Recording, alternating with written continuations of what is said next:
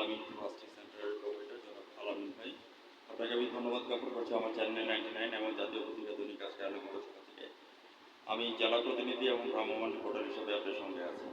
আলামিন ভাই, আমি আপনার কাছে জানতে চাচ্ছি আপনার এই ব্যবসা প্রতিষ্ঠানটা আছে কত বছর হয়েছে? এটা আমাদের আজকে 3 বছর। 3 বছর হয়েছে। আলামিন ভাই সম্পর্কে যদি বলতে হয় তাহলে বলবো যে আলামিন ভাই was not built in a day. আলামিন ভাই কিন্তু একদিনে তৈরি হয়নি, হাঁটিয়ে পাপা করে কিন্তু আজকে এই প্ল্যাটফর্মে আছে।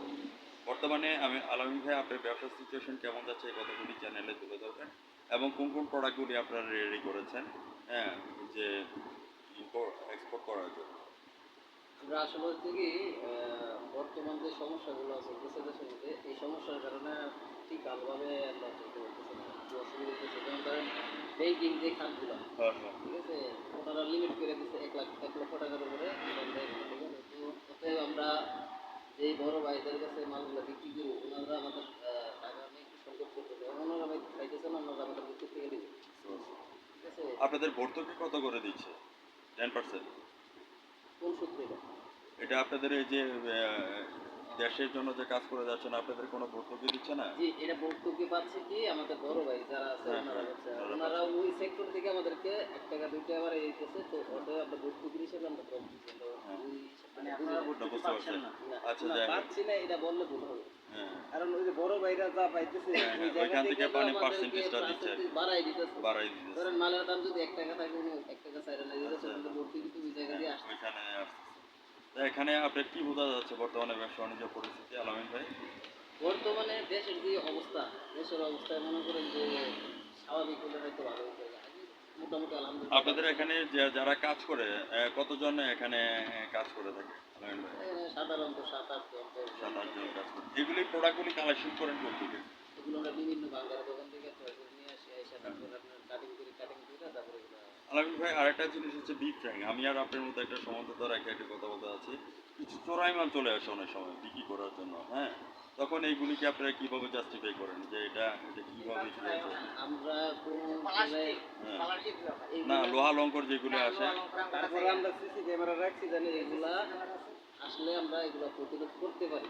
আচ্ছা আর এই ওয়ার্ডের যে মেম্বার আছে, ঠিক আছে, যদি কোনো সমস্যা হয় আমরা ওনাকে জানাই বা ওনাকে বলি। আর এই রাস্তার সাথে তো আমাদের এখানে এগুলা আসে না, আসে না। খুব দূরত্বে তো আমাদের এখানে স্ট্যান্ডের সাথে হয়তো তাহলে আসে। রাইট আমরা তো অনেক দূরে স্ট্যান্ড থেকে, তাহলে আমাদের এখানে আসার কোনো প্রশ্নই আসে না।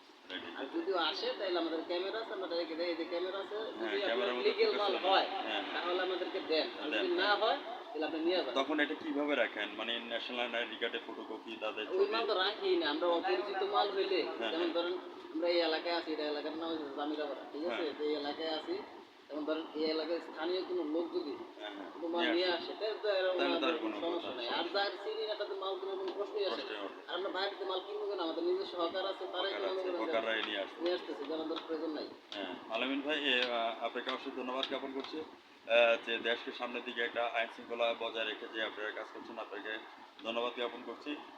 আলামিন প্লাস্টিক সেন্টার, এই প্লাস্টিক সেন্টার থেকে আপনারা কি কি তৈরি করেন?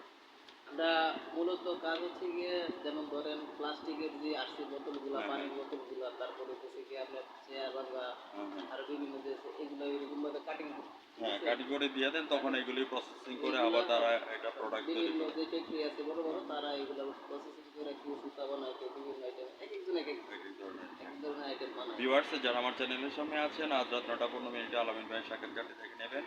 উনি যেভাবে দেশকে মানে সহযোগিতা করছেন এই জন্য আলামিন ভাই আপনাকে অসংখ্য ধন্যবাদ। আজ রাত 9টা 15 চ্যানেল 99 এবং জাতীয় পত্রিকা দৈনিক আজকে আলোকিত সকালের সঙ্গে থাকবেন। আমি সাংবাদিক ফরাদ ভাই বিদায় কাটাচ্ছি। ভালো থাকেন, সুস্থ থাকেন, ধন্যবাদ আপনাকে।